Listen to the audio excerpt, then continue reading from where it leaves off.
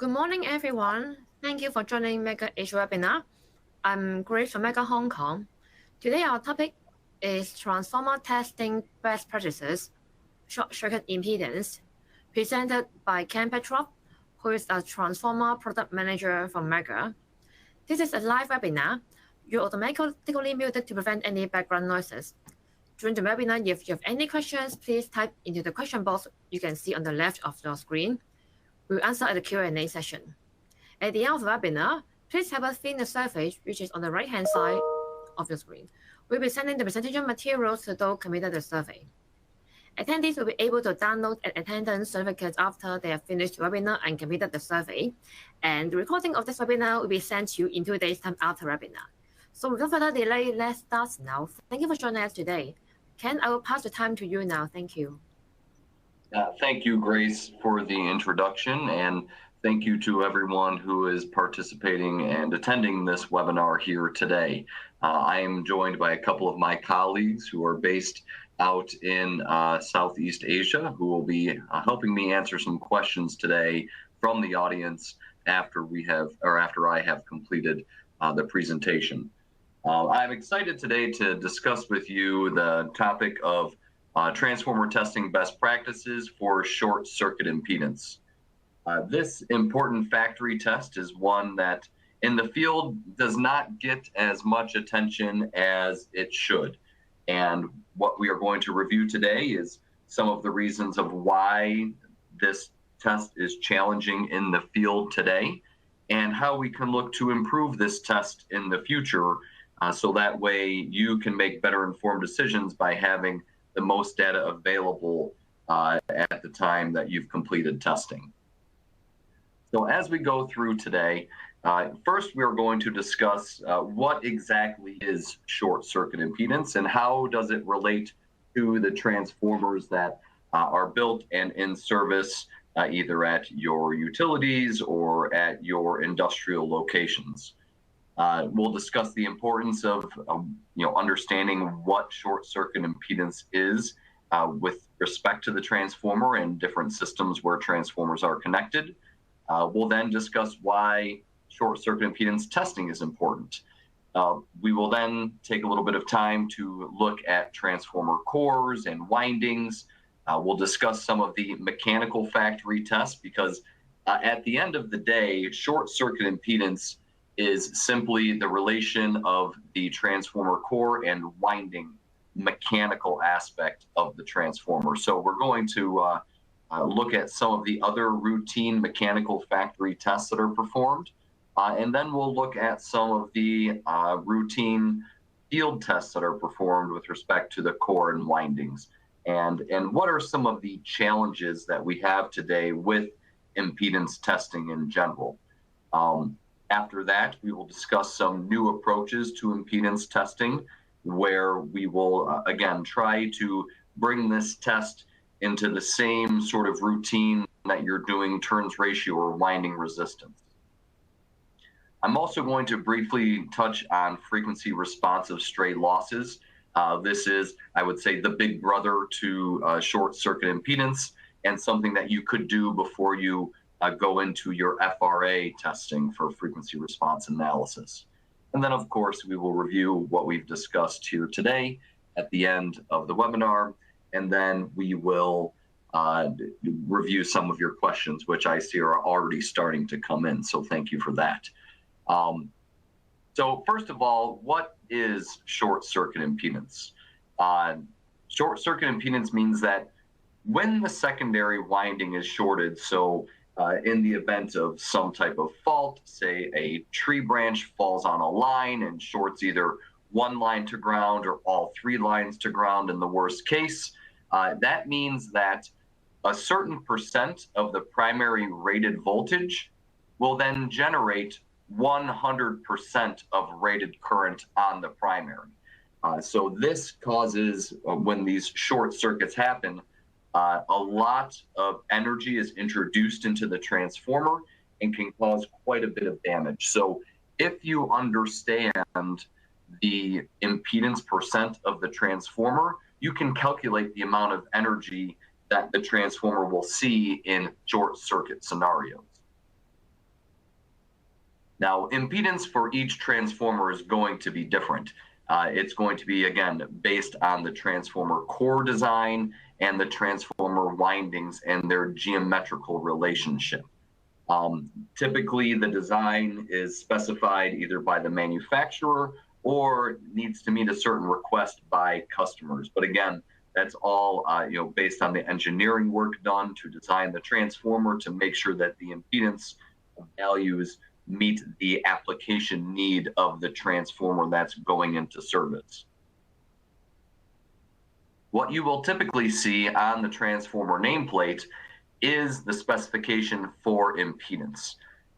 Most of the time, this is labeled as Z%, or will be specified as impedance percent, and in some cases, it will just be specified in ohms.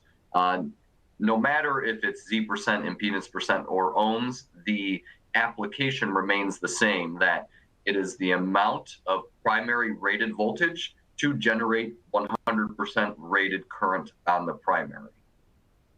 Now, if you have a transformer that has no taps, then you will typically only see one impedance value. If you have a transformer with multiple taps, but their difference is less than 5% plus or minus, you will still only see 1%. But in the cases of transformers that have on-load tap changers or primary tap changer, secondary tap changers where the voltage difference is greater than 5%, OEMs are required to do testing at the minimum and maximum in addition to the nominal position. So you will have multiple different impedance values depending on the tap position that you're testing short circuit impedance. One other very important note is that temperature correction is required for accurate short circuit impedance verification against the nameplate. And I will review that calculation a little bit later on in this presentation. So now if we look at a couple of transformer nameplates, this one that I'm showing here is a 300 kVA transformer that we have in our Valley Forge factory in Pennsylvania. We can see that right here, there is a 5.45% impedance at 4,500 volts. And then we have a different impedance at 5.78% at a lower voltage. This particular transformer that we have has two taps on the primary that allow us to test in some different scenarios with our electrical test equipment here in the factory. If you notice up on the top right-hand corner, you will see that it specifies impedance at 170 degrees. So you must take into account the temperature that you are doing the test and then apply a correction to get that back up to the specified temperature on the nameplate in order to get accurate comparison results. Likewise, this is a mobile sub transformer that has multiple primary and multiple secondary positions. What we notice on this transformer nameplate here is that the impedance percent is the temperature rises up to 95 degrees C, 20 MVA, and then very important for this particular transformer to be on the right tap, so that way we're making the right comparison for the impedance percent.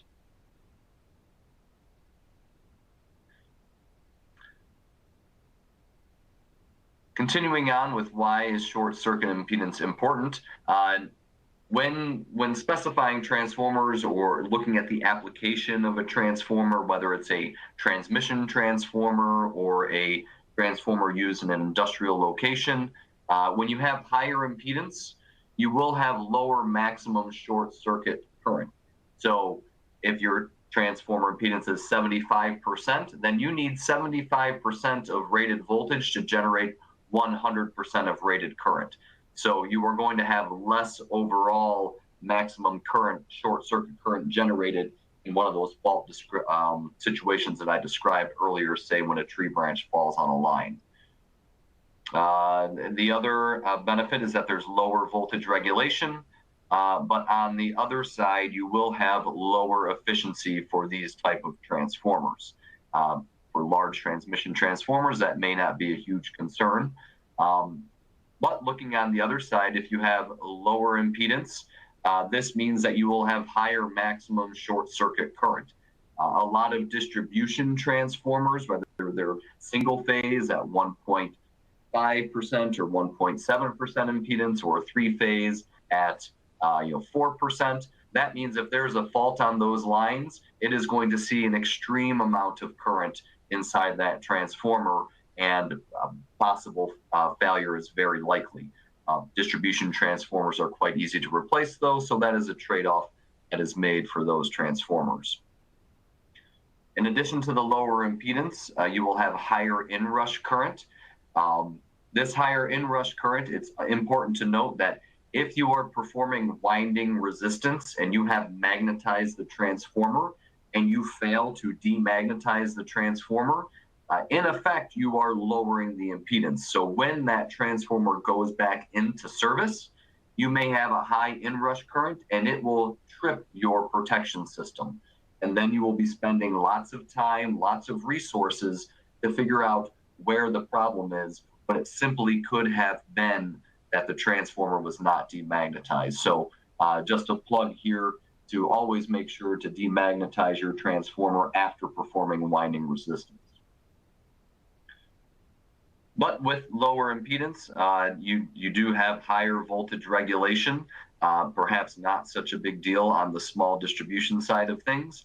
But lastly, you do get higher efficiency. And on the distribution side, it is very important to have efficient distribution transformers, because that is where most of us are getting our power. We do not want to lose that as it's being converted off of the line. One more important note for transformer impedance.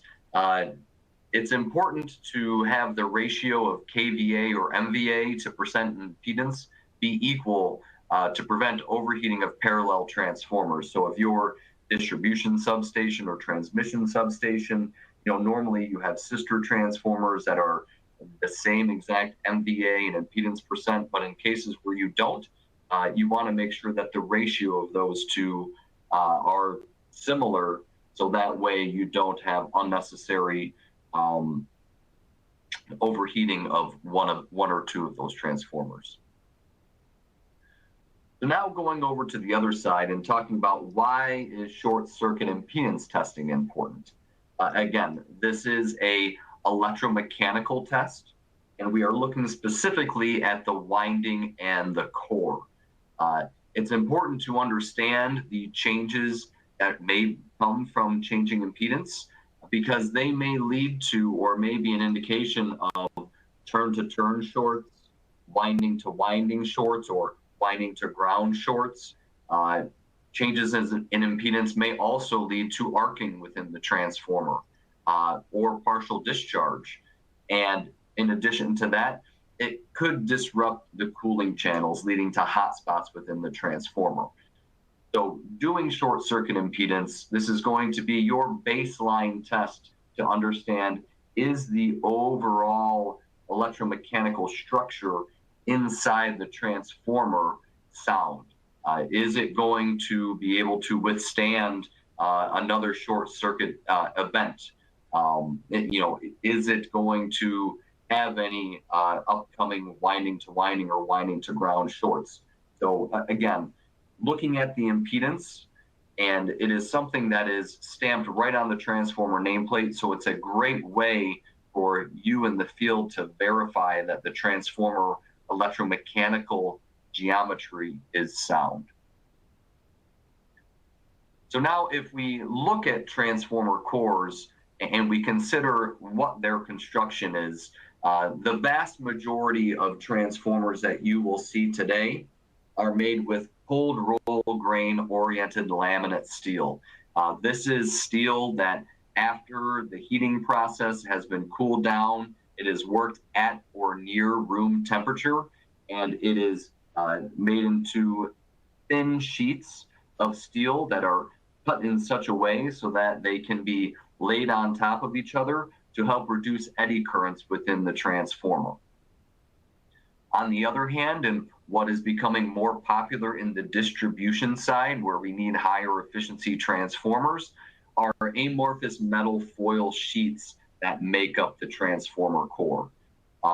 Regardless if you have the cold roll grain oriented laminate steel or the amorphous metal foil sheets, there are core clamps that are used to maintain the mechanical structure of the transformer core.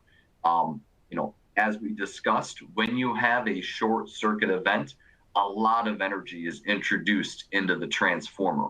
And if you do not have sufficient core clamps that go around the transformer core, then that transformer core has a high likelihood of being subjected to a massive amount of energy and any follow-on effects of that energy being transferred into the core.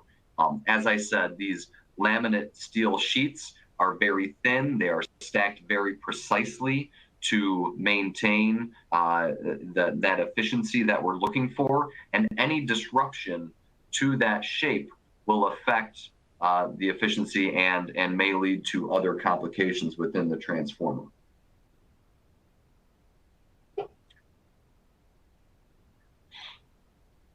Moving on to look at transformer windings. Transformer windings are made of copper or aluminum. These can be single strands that are shown here in the transformer. If you look inside here, single strands that are wound around the transformer core. And with respect to low resistance secondaries, sometimes distribution type transformers, you may have just sheets of foil that are wrapped around the core. And then finally, on some larger transformers, you may have what are called continuously transposed conductors. And these are copper that is laid continuously around one another to help produce the efficiency that is needed for transferring energy from winding to winding in larger transformers. When we look at some of the common core and winding deformations that may happen, we're specifically, again, talking about mechanical failures. So when we look at the transformer core, something that may happen is that those core clamps may become loosened. If there is enough energy introduced from a short circuit event, you may see bulging or buckling of windings, as illustrated here in this picture, where those single strand conductors are literally jutting out of the transformer winding because of the massive amount of energies that were introduced from the event. You can have, I believe they're radial or axial shifts of the winding. This one looks more radial because it's coming out, and axial would be if your windings inside were going up or down vertically within the transformer. These type of faults or these type of mechanical failures are caused by typically transportation. So if the transformer is on the back of a truck and it's going down an unimproved road, it is subjected to a lot of force, and it may cause those core clamps or those windings to shift around. In addition, high through current faults where a lot of energy is introduced can cause the type of bulging and buckling that we're seeing in this photo here. Something that may be very relatable to what we've heard in the news today out of Turkey, and there's a lot of areas in Southeast Asia where there's a lot of seismic activity. Again, that violent shaking of the transformer can lead to the core and windings becoming misplaced and could lead to changes in impedance, which could lead to failures within the transformer. Some indications of this may be high inrush currents. Again, if you've made sure to demagnetize the transformer and you're still seeing high inrush currents, it may be an indication that your impedance has changed. You may also get an indication from your gas relay tripping, your Buchholz relay. because you're getting some arcing inside because the electromechanical aspects of the transformer have changed and the clearances inside are different now. And then, of course, you may see some protective relay tripping because the amount of energy that's going in and being transferred out has changed because the impedance is now different. So if we look now at what the transformer manufacturers do to verify the mechanical integrity of the transformer, one base test that we do and most everyone does in the field is capacitance testing. This is another great electromechanical verification test that can tell you if there are drastic changes happening within the transformer. Of course, impedance testing is performed. When a factory does this, they are generating not less than 50% of rated current. Transformer OEMs, they have the voltage, they have the current to generate this type of level required by the factory test standards in the IEC documentation.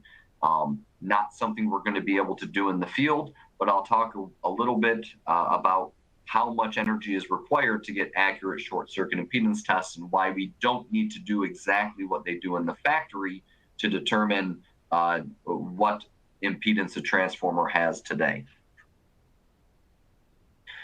Also in the factory, some may do frequency responsive stray losses.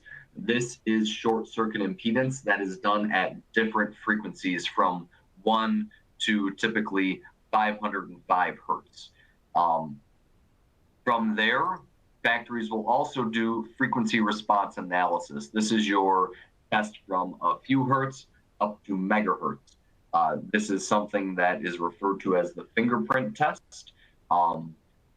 Something that's also done in the field, but not really the focus of our discussion today, but it is very popular at transformer manufacturers. So that way they can say the transformer was in pristine condition before it was put on any ships or trains to be transported. And the factory wants to verify that the transformer was in good condition and any changes happened because of the transportation process. But now if we turn to the field and what we do in the field as routine tests, above this red line is capacitance. And most people are doing your 10 kV power factor, dissipation factor, or tan delta, whichever way you choose to refer to that. And that is the most routine field test. But what we are trying to do and show you here today is what are some of the challenges with the impedance testing as it's available today and how we can improve that so you can start incorporating impedance testing into your everyday test routine. Because at the end of the day, frequency response analysis is going to get you the best information, but it is perhaps one of the more complicated tests to execute and interpret. So what we are looking to do is give you the value of impedance. You can compare it to nameplate, and then you can choose from there if you want to use frequency response analysis to pinpoint where issues are within the transformer. And if we look at the CGRAE 445 testing guide, it discusses maintenance challenges, and they specify different maintenance work into different levels. And the one level that we're looking at today is level 3, where it talks about complex tools or processes to get testing done. And what we see is that electrical measurements for ratio, resistance, insulation tests, and impedance are all included in the same level of testing. So the question is, why isn't impedance testing performed more frequently in the field compared to these other tests of ratio, resistance, and your AC power factor tests? Well, some of the challenges is simply the test equipment that's available today to do the test. It's an investment that you have to make, and it's training that you have to do. So it's one more piece, one more piece of equipment that you have to add to your truck that you have to maintain and calibrate. So that is just a challenge in and of itself. Further, if we look at what is available on the market, they are typically single-phase setups. This is unsafe. So you are going to have to go up and down the ladder a couple of times because you are going to have to move the leads from one phase to another to do the measurement. And this also adds additional test time. We are all pressed for doing more with less time, and having a single phase instrument is simply not conducive to getting more done with less. The last, and perhaps one of the biggest challenges, is the quality of the shorts that you're using during short circuit impedance. You have to disconnect and reconnect when you're moving from phase to phase if you're doing per phase measurements. And then the size of your shorts really matters. And I have a picture here in a couple of slides that explains to you the kind of short that you need to get a good measurement using this single phase device. So if we look at the typical short circuit impedance test method, what we are going to do is, first of all, we're going to short the secondary winding. And in this example, I have a single phase transformer, so it's very easy. I just short the secondary together. But again, you want to use sufficiently sized shorts. It has to be greater than 50 millimeters squared. It must be a nice thick short to handle the amount of current that's going to be seen running through that short. In addition, the short must be as short as possible.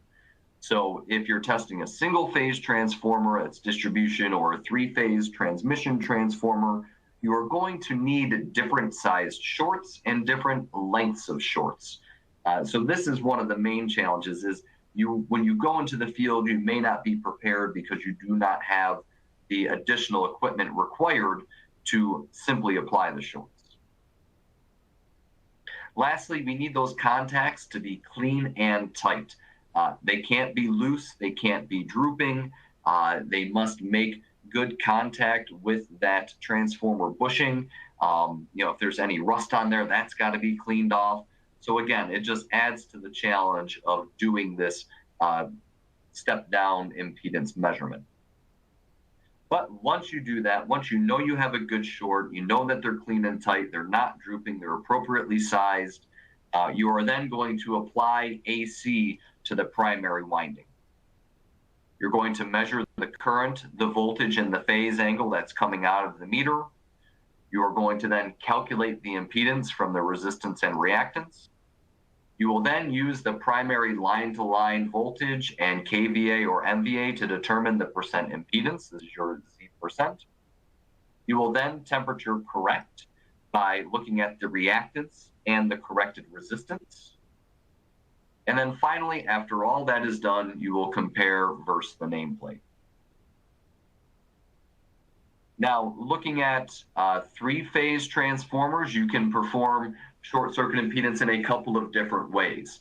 And the first way is referred to as the three-phase equivalent. In the three-phase equivalent test, you will short all three secondary terminals together. So that means if you have a transformer with a nominal or a neutral, like a YN or a ZN, you are not going to short that neutral. You are just going to short the X1, X2, X3, or the small a, small b, small c. You will then measure phase by phase.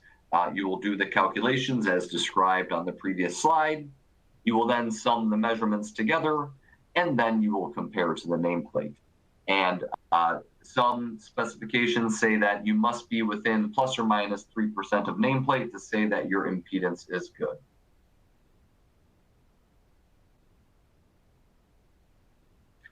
In addition to three-phase equivalent, you can perform single-phase impedance testing on a three-phase transformer. So you will short one phase at a time. If you have a YN, in this case, you are then going to short to the neutral. So for phase A, where you have, let's say, H1, you will then short X1 to XO on the secondary side to get that measurement. If it's a delta or Y, you are simply going to short phase to phase. So that'd be X1 to X2, or 2U to 2V, or small a to small b.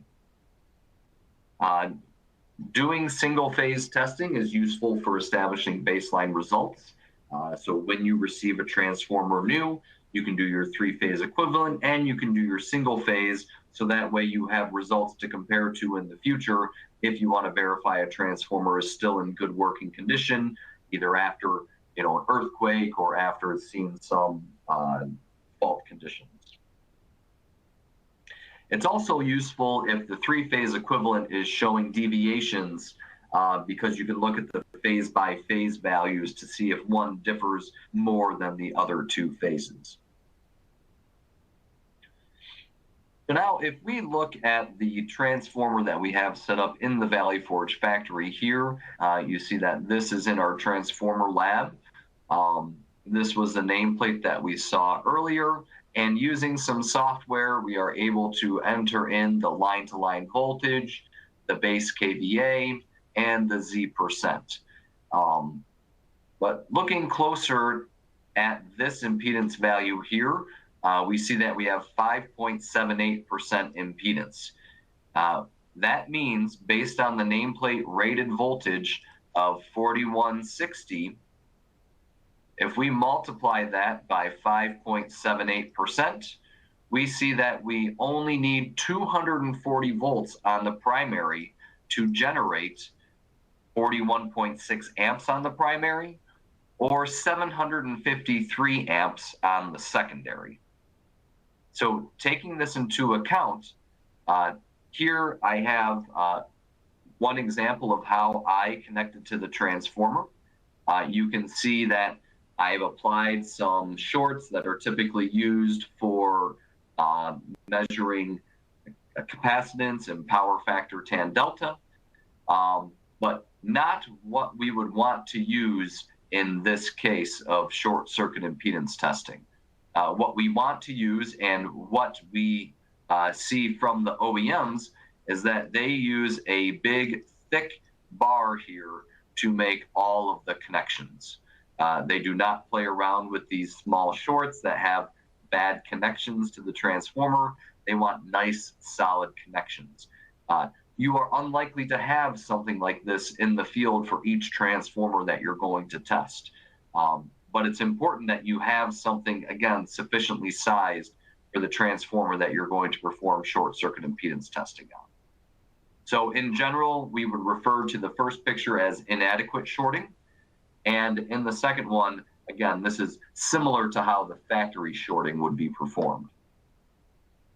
But then this leads us to a question. You're out in the field, you want to perform short circuit impedance measurements. How much power is required to get an accurate result?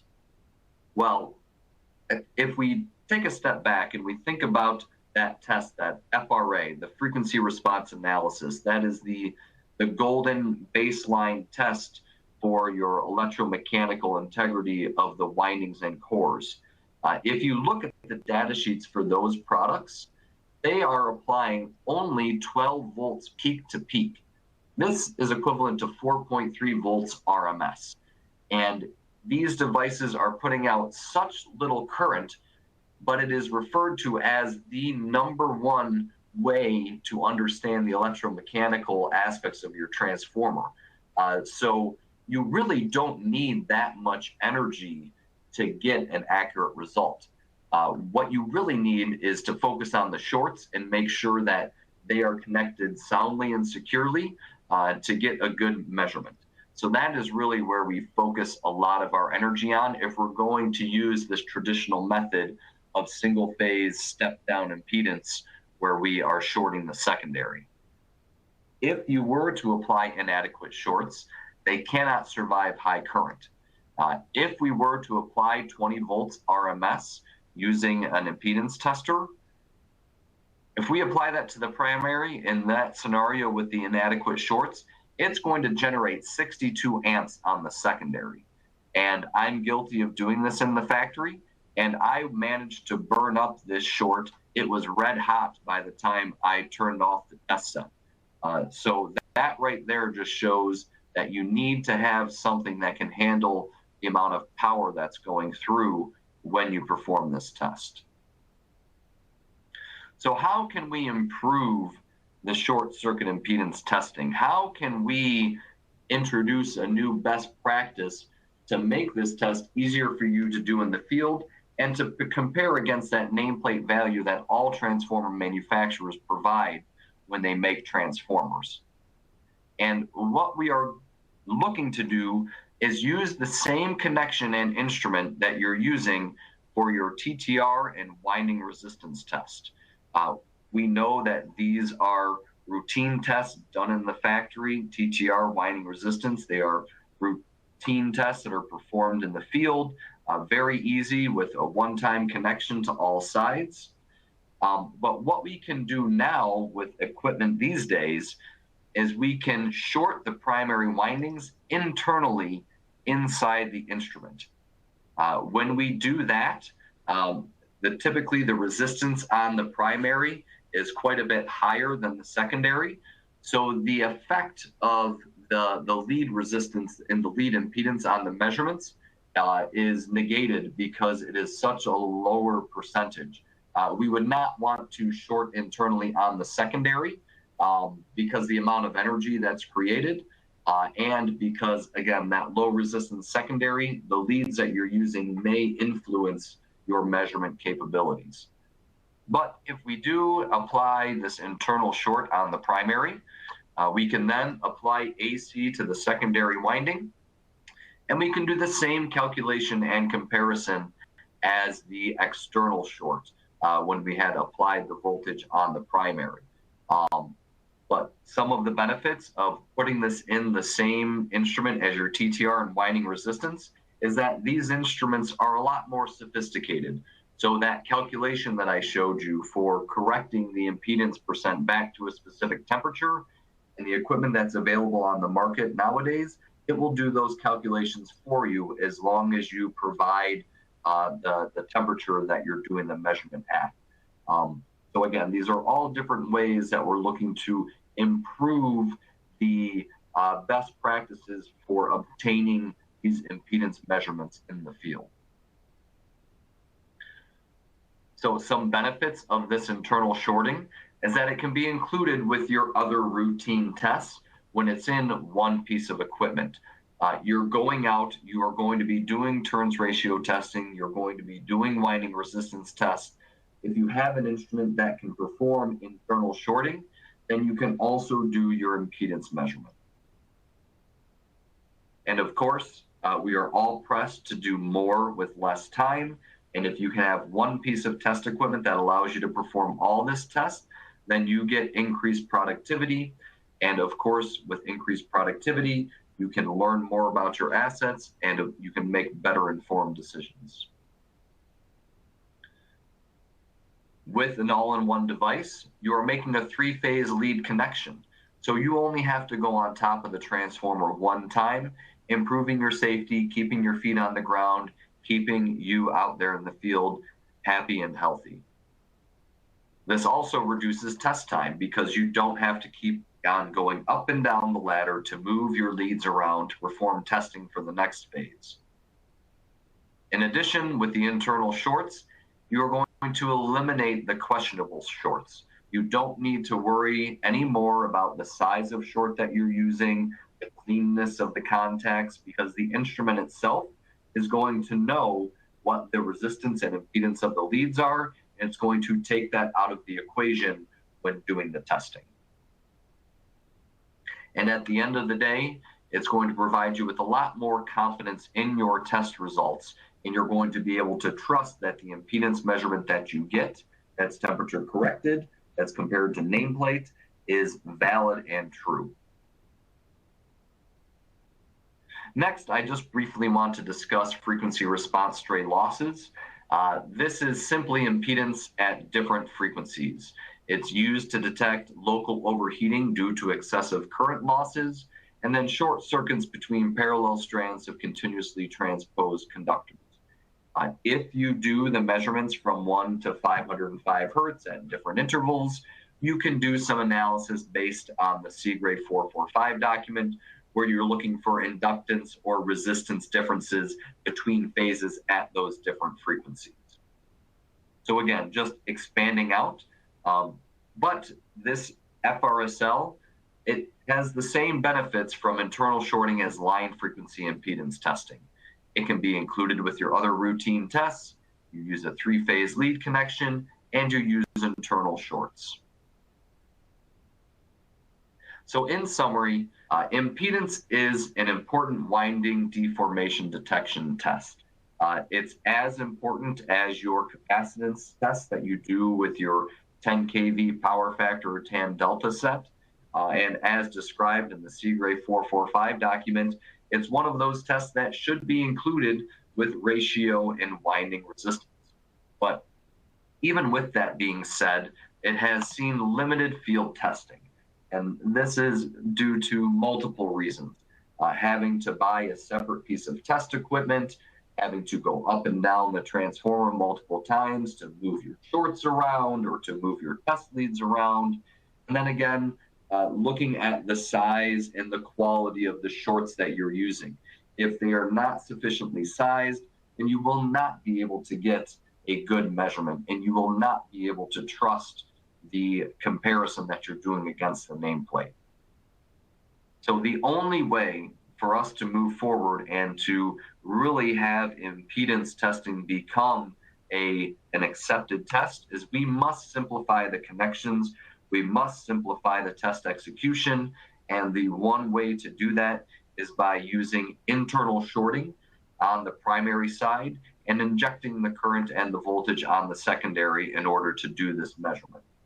Because at the end of the day, impedance is a factory test that is required for all transformers. It is stamped on the nameplate. It is going to be your number one way to validate that the transformer electromechanical integrity has not changed, again, alongside that capacitance measurement. And at the end of the day, with more data, you can have better informed decisions about your assets and which ones require attention, which ones can be saved to perform more actions on later. You can validate that after a seismic event or after a high current fault, that the transformer is still in good electromechanical shape and can be relied on to be in use for the foreseeable future. And with that, I am going to go ahead and say thank you for your attendance here today. Grace, it looks like we have a few questions that have come up, and I'd be glad to take those now along with my colleagues on the call here. All right, thank you, Ken, for your wonderful presentation. So guys, it comes to the Q&A session now. If you have any questions, please type in the question box. Ken and our panelists will answer your questions. And also for those of you who are leaving, please remember to help us fill in the survey, which you can see on the left of your screen. And also don't forget to download the certificate before you close the webinar. So here, the first question, I'll read it out. All right, the first question is,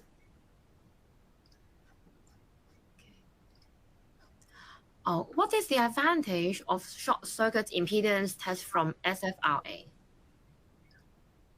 So the advantage of short circuit impedance test from SFRA is that the impedance value is stamped directly on the nameplate.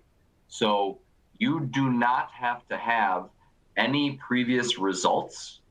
You just need to look at the nameplate and compare to the results that you get to see if your impedance has changed.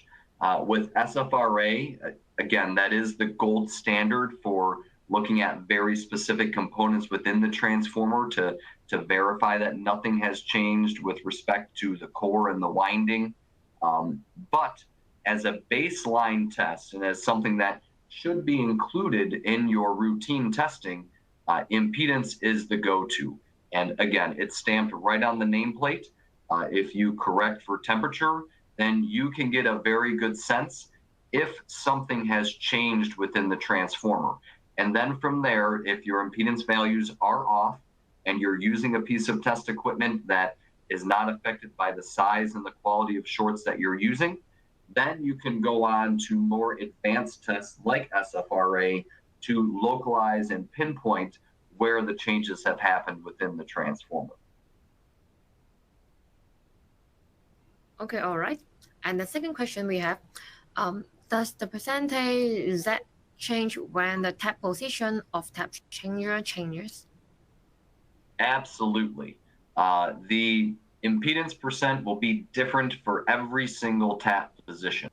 And if you have an on-load tap changer that is different by more than plus or minus 5%, the transformer OEM will have tested at the minimum and maximum to provide those impedance percents along with the nominal tap position. So it's very important to understand that. And again, if you have factory acceptance test results, you can compare those minimum and maximum percent impedance values to what you are able to measure with your test equipment. But yes, very good question. Not only does percent impedance change with on-load tap changer position, but also with de-energized tap changer position. So important to keep that in mind if you are an engineer who's looking to completely understand the impedance percent of the transformer and the effect that it may have on your overall system. Okay, the next question is, to achieve higher percentage impedance, what actually manufacturer is doing in winding? Well, I don't know if I'm the most qualified to answer that question, but I've heard, let's say if we talk about the transformer core, if you are putting gaps in the core, that can give you higher impedance percent. Of course, that higher impedance percent, as was discussed, can give you poor efficiency. So there are likely specific reasons why those are implemented. I don't want to talk too much about what are they actually doing to achieve the higher impedance percent, but I'm sure that I can get with some of my colleagues and we can get you a better informed response on that. Okay, and the next one is, why tap changing transformer have to do at each tap? Yeah, I think the question may be, do you have to do the impedance testing at every tap? As a utility or as a service company, you are free to do the testing however you choose. But if you look at some of the field testing guides, they do advise that if you are comparing to nameplate, you want to be within 3% of the impedance. And again, typically impedance is stamped at the nominal position and at the two extremes if the voltage difference is greater than plus or minus 5%. So I would think at minimum, if you are going to compare impedance, you would want to do it at those positions that percent impedance is specified on the transformer. So if I go back to this picture here of this mobile sub, there are 4 different winding combinations. So you would want to do these 4 different connections here. And this does not take into account the percent impedance at the maximum and lower positions for the OLTC. All right, and the next one is are the parallel transformers need some impedance on SMAE vector group?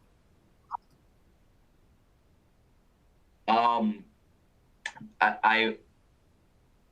don't want to say for sure about the same. They don't need the same impedance, but the ratio of the kVA and MVA and percent impedance should be equal. The vector group, I think that would depend on what systems are coming in and what systems are going out. So I can't say for sure. I don't know the specific scenario that you're talking about, but I can certainly get back to you on that. Okay, and the next question is impedance the same as regulation? It is not the same, but it will have an impact on the regulation. So If you have higher impedance, you tend to have lower voltage regulation. On the other hand, if you have lower impedance, you will have higher voltage regulation. So they are not the same, but they are related to one another.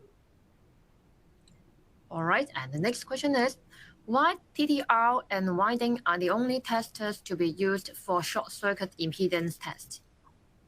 Oh yeah, sorry about that. I wasn't trying to imply that turns ratio and winding resistance are the only testers to be used for short circuit impedance. But what I was saying that instead of using a single device like the instrument that I'm showing here that is dedicated solely to performing short circuit impedance testing, what you can do is use a device that combines the TTR and winding resistance tests that you are commonly performing today and include impedance testing with that same test set. So getting the benefit of using that same connection that you're making to do TTR and winding resistance, and now adding one additional test into the mix. So it's not trying to say that they're the only testers that can do that. But if you are looking, and again, you're short on time, you're short on resources, you don't want to have to train different people how to use multiple different devices. If you had one device that combined turns ratio, winding resistance, short circuit impedance all in one, you can then go ahead and execute those all at the same time with only one ladder climb and with only one user interface to learn. So thank you, great question. Okay, and the next one we have is, why do we measure impedance in percentage? Is there any specific reason? Well, this more goes back to you can get just the impedance value. And as a matter of fact, if I had some results, but I won't show them now. But you can measure just the impedance value.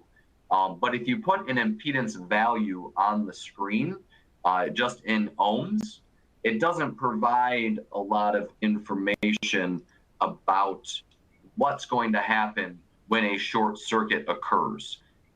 So, if we're looking at this part of my presentation here, when the secondary winding is short-circuited, it's the percent of primary rated voltage to generate 100% of rated current.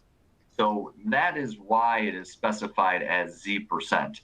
And if I go back to this here, we see that we have 5.78% impedance at 4160 volts. Now, if somebody were to say, put the impedance on there as 18 ohms, that really doesn't tell you what's going to happen to the transformer when a short circuit happens. So instead of saying 18 ohms, they say 5.78% impedance. And then that gets you, then you can understand that it's only going to take 5.78% or 240 volts on the primary to generate 100% of current. So that's 41.6 amps or 753 amps on the secondary. And when these faults occur, when that tree branch falls on the line, then that transformer is likely running at a much higher voltage than 240 volts. It's likely running close to the 4160. So the amount of energy that's going to be introduced in the transformer is going to be great. So that is why percent impedance is on there. So that way customers can understand the impact and what voltage is required to generate 100% of rated current on the transformer. All right, great. I think we have the last three questions. The first one is, how would you demagnetize a transformer? So demagnetization is going to be done with a winding resistance ohm meter. And there are a couple of different ways to perform demagnetization. And as a matter of fact, there's an even better way, but it's only done in the factory. And that's by applying full rated AC voltage. And then they slowly draw it down to 0 volts. And then the transformer is guaranteed to be demagnetized. But out in the field, you do not have rated voltage to do this demagnetization. So what you're going to use is DC to demagnetize the transformer. So in the field, there are two ways. The first way is to go to 100% of current positive, 60% of current negative, and then slowly go down in increments like I described until you reach a relatively low current value of, say, 1 milliamps. And then you can say that the transformer is demagnetized. Unfortunately, this demagnetization process is quite time consuming. So it is better if you do something called adaptive demagnetization. This is where you run current up until you reach saturation. You measure the volt seconds.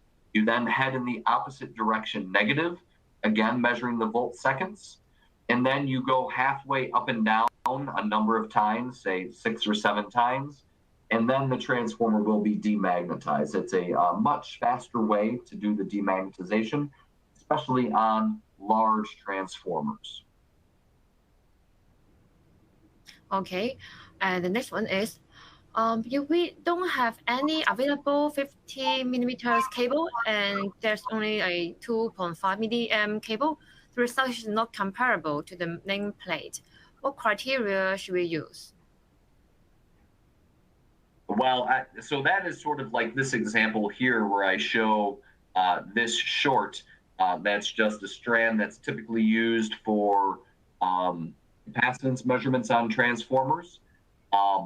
If you try to use that, I don't know what kind of results you're going to get. You're going to have to be extremely careful on the voltage that you use, because again, you will burn up that short if you put enough energy in there. And this test, it does not take a lot of voltage to generate a lot of current on that secondary. So for example, here, 20 volts RMS applied to the primary will generate 62 amps on the short. So a 2.5 millimeter, it's not going to be something that I think will even survive the test, let alone get results. And so I would say you have to get yourself a better short if you're trying to do short circuit impedance measurement. Okay, and the next is, what is the formula that you use for single phase impedance test on a delta or star 3-phase transformer, a secondary shorted? So what is the formula that you use for single phase impedance tests on a delta star 3-phase transformer, secondary shorted? So single phase, so I think you are talking about, there is a couple different ways. So if you're doing the 3-phase equivalent, let's see, delta star. So if the star, whether the star has a neutral or not, you are just going to short all 3 phases of the secondary. If you're doing the 3-phase equivalent, you're then going to measure phase by phase. Again, you're going to look at voltage, current, and phase angle to get your impedance measurement, your resistance measurement, your reactance measurement. You're then going to calculate impedance, and then you're going to calculate impedance percent based on the line-to-line voltage in kVA or MVA. You will then sum the measurements together, and then you will compare to nameplate. If you are doing just one phase at a time, if your YN, if your secondary has a YN, you are going to short the phase to neutral. So if you have a delta and the first phase is, I'm sorry, I'm going to use ANSI measurements. If it's H1 to H3, then you are going to short X1 to XO. And then you will do the measurements, again, voltage, current, phase angle, get your impedance, reactance, resistance, and then you're going to compare to nameplate. So that is the, I would say, more of the method rather than the formula for how we're doing this. All right, and then it's really the last question we have today. Is there anything that affects the imbalance resistance of the secondary windings of the new transformer? The unbalanced resistance of the secondary windings of the new transformer. So are you talking about impedance measurements, the AC resistance, or are you talking about winding resistance? It really depends on the size of transformer that you're talking about. But I would love to have more information from you. I don't think that I have my email on the screen right now, but I could probably add that in rather quickly. If you want to go ahead and email me, then I will be glad to answer some of those questions more directly. Let me just put my email up here right now and then start sharing my screen again from here. And I'm sure, Grace, that you're going to send some of this information out afterwards. But I'd love to be able to get more information about your question specific, so that way I can answer it more completely. Yes. All right. I think here are all the questions we have for today. Thank you, everyone. Thank you, Ken, for a wonderful presentation. And also, don't forget to fill out a survey, because we'll be sending out the presentation materials, and also download the certificates before you close the webinar window. And just a reminder, we are having another webinar next Friday morning, 10 a.m. Hong Kong time. The topic is ADX, evolution of modal testing. So if you have time, if you are available, please join us. Yeah, we look forward to seeing you again. So if you have any further questions, you may send to Ken or send to megger@megger.com, which is shown in your panel.